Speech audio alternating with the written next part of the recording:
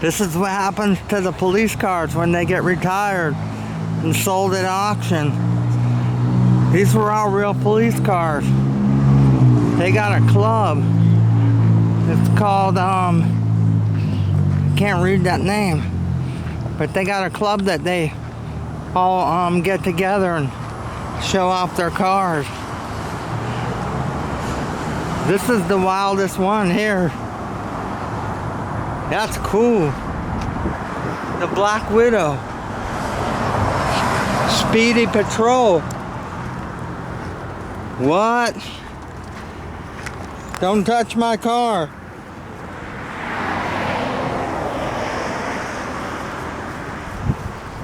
Donut Patrol.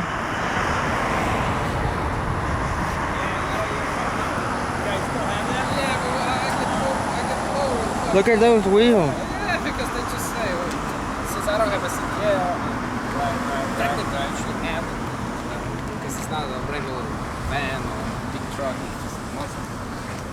I'm afraid going out and it's... What's the YouTube channel called?